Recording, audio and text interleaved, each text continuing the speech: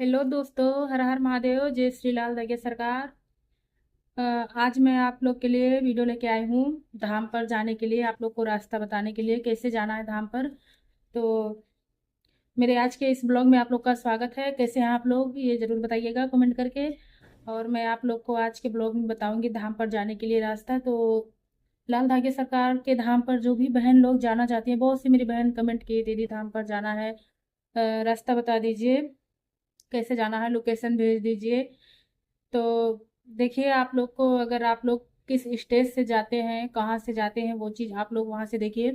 और बाबा के धाम पर जाने के लिए आप जैसे जहाँ से जाते हैं उस स्टेशन से आप अपने स्टेट के स्टेशन से टिकट करवाइएगा। कोटा या अजमेर के लिए, राजस्थान कोटा या अजमेर दो स्टेशन पड़ता है। तो आप कोटा के लिए या करवाइए या फिर अजमेर के लिए करवाइए, दोनों से बराबर ही पड़ता है जाने में। तो आप कोटा पहुंचते हैं, स्टेशन पर उतरने के बाद में आपको ऑटो वाले लगे होते हैं जो आपको धाम पर जाने के लिए बताएंगे। तो आप उनसे पूछिएगा हमको लाल धागे वाले बाबा के यहाँ जाना है, तो आपको ले जाकर बस अड्डे उतारेंगे। और ऑटो वाले जो हैं, जिससे बताने के लिए तो बहुत से लोग किराया ज़्यादा ही मांगते हैं।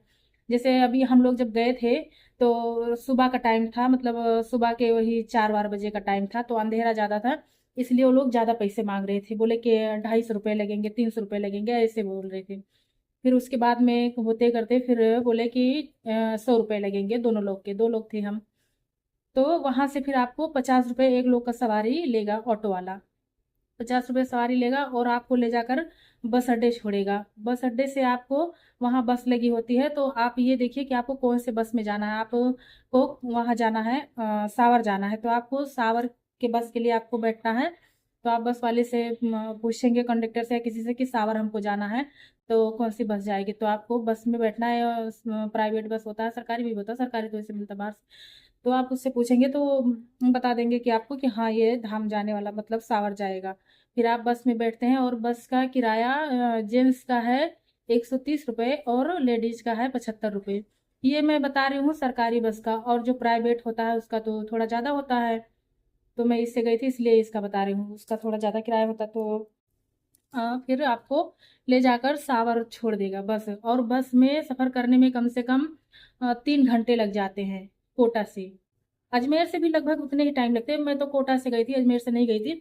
लेकिन फिर भी जो लोग कोटा से ओ अजमेर से आए थे, मैं उनसे पूछी थी, तो वो लोग भी बता रहे थे कि उतने टाइम उन लोग को भी लगा है, उतना टाइम सेम किराया उतना ही लगता है। तो आप अजमेर से आते हैं तो भी आपको सावर आना पड़ेगा, और कोटा से आते हैं तो भी आपको सावर आना पड़ेगा बस से। और बस का सफ़र तीनों का 3 घंटे, मतलब दोनों जगह से 3 घंटे का होता है। तो आप सावर पहुंचते हैं। फिर सावर पहुंचने के बाद में वहाँ टैक्सी लगी होती है। टैक्सी बैन, मतलब जो इको बैन होता है वो लगा होता है, वो सारा बैन धाम का ही होता है। तो उसमें भी आपको किराया ज़्यादा नहीं लगता, वहाँ तो मतलब फिक्स किराया है।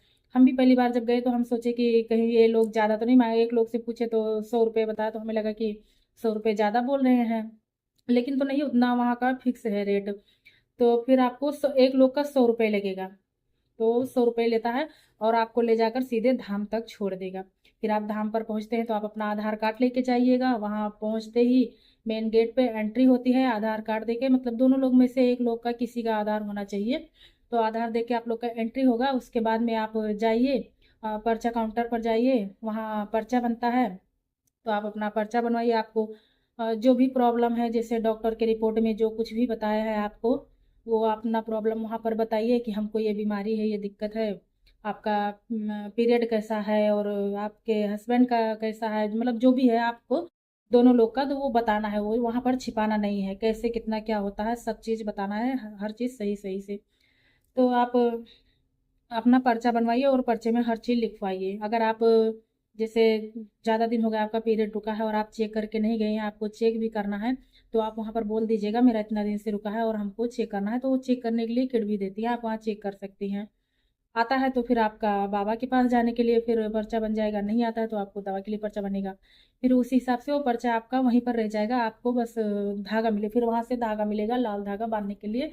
तो आप धागा लेकर जाइए, अपना अपना वहाँ बिस्तर होता है, अपना बिस्तर लगाइए, बैठिए, अपना फ्रेश हो जाइए। नहाने के लिए लैट्रिन बाथरूम हर चीज़ वहाँ बना हुआ है, तो आप जाइए फ्रेश हो जाइए। नहा धो के आप अपना धागा बांध लीजिए, बाएं हाथ में बांधना है।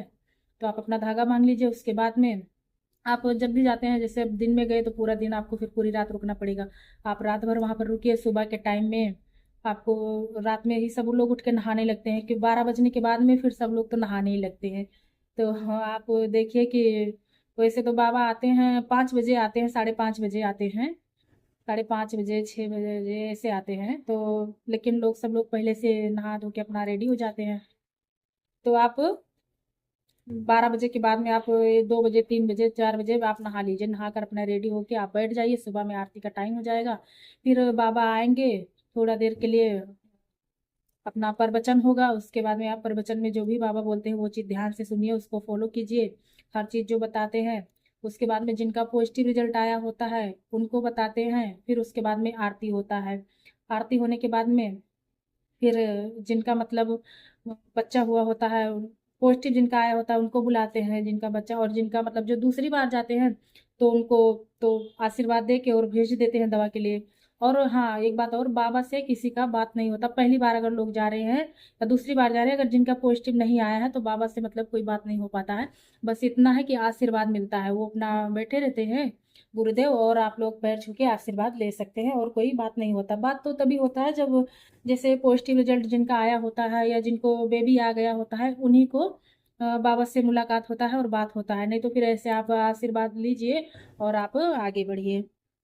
तो फिर आप बाबा का आशीर्वाद ले लिए, अपना विनती किए, लाल दरगाह सरकार से दर्शन कीजिए, विनती कीजिए। उसके बाद में आपको दवा लिखा होता है तो बताते हैं बाबा कि मतलब वहाँ लोग कि इधर जाओ तो वहाँ जहाँ दवा मिलता है आपको वहाँ पर जाना है, और आपका जो भी दवा लिखा होता है आपको दवा लेना है।